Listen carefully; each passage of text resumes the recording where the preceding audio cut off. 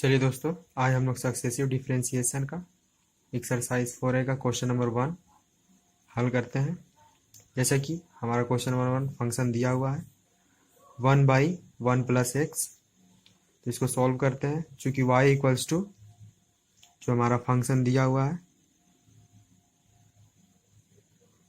1/1 + x। तो सबसे पहले हम लोग इसको ऊपर ले जाते हैं। तो हमें पता है कि इसका पावर -1 आता है। ये इम्प्लाइज दैट का साइन है। उसके बाद फिर इसको डिफ्रेंशिएट करते हैं। तो यहाँ पर मैं y1 लिख रहा हूँ, इसको आप dy/dx भी लिख सकते हैं। ये शॉर्ट फॉर्म है डिफ्रेंशिएशन का, इसलिए इसको y1 लिख रहा हूँ। इस पे जो फॉर्मूला लग रहा है x⁴n। तो इसका डिफ्रेंशिएशन होता है n क्या आता है आगे, और x⁴ जो भी पावर होता है उस पर एक माइनस होता है। तो सेम वैसे ही यहाँ पर मैंने भी किया है।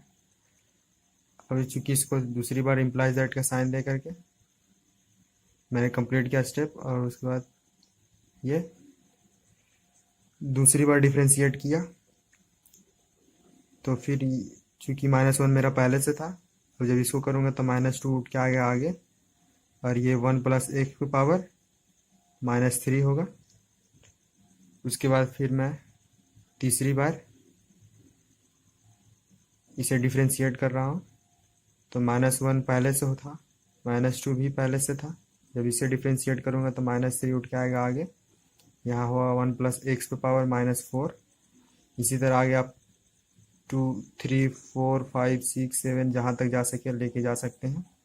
क्योंकि मैं यहाँ पे 3 तक ही ले रहा हूँ, डॉट डॉट डॉट कर देता हूँ और यहाँ पर लिख देता हूँ n टर्म तक। उसके बाद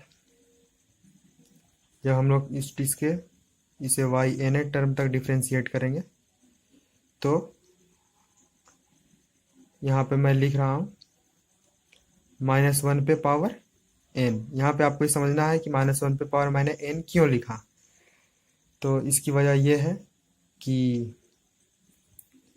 यहाँ पे दिया हुआ है -1, -2, -3।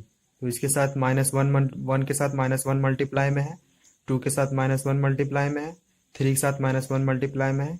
इसी तरह अगर हम सीरीज को आगे लेके जाते हैं तो सबके साथ -1 मतलब कि अगर हम लोग n टर्म तक लेके जाएंगे तो n तक -1 होगी। इसीलिए मैंने -1 पे पावर n लिख दिया। और यहाँ पे फिर अलग करता हूँ। -1 को अलग करने के बाद फिर जो बच गया हमारे पास 1 × 2 × 3 डॉट डॉट डॉट डॉट। अगर मैं आगे लेके जाता हूँ तो क्योंकि हमें n बार n टर्म तक डिफ्रेंशिएट कर रहे हैं, इसीलिए यहाँ मैंने n लिख दिया। आगे 1 + x, इस पे पावर -4 था जब 3 था, तो यहाँ पे 4 हुआ। मतलब अब यहाँ पे ध्यान देना आपको कि जब मैंने फर्स्ट बार डिफ्रेंशिएट किया तो यहाँ पावर -2 था, जब सेकेंड बार डिफ्रेंशिएट किया तो यहाँ पावर -3 था, जब थर्ड बार डिफ्रेंशिएट किया तो यहाँ पावर -4 था। तो चूंकि देख रहे हैं कि जितनी बार डिफ्रेंशिएट कर रहे हैं तो पावर एक बढ़ के आ रहा है, लेकिन नेगेटिव में है, इसीलिए n बार डिफ्रेंशिएट करेंगे तो एक बढ़ के आएगा, मतलब n + 1 और माइनस का साइन बाहर होगा। ये हो गया डिफ्रेंशिएट n टर्म तक। आइए इसे सजा दे थोड़ा। तो -1 पे पावर n, यहाँ पे ध्यान दीजिए 1 × 2 × 3 डॉट डॉट डॉट n तक जाएंगे। तो चूंकि ये हमारा n का फैक्टोरियल बन जाएगा इंटू 1 + x⁴ -n + 1।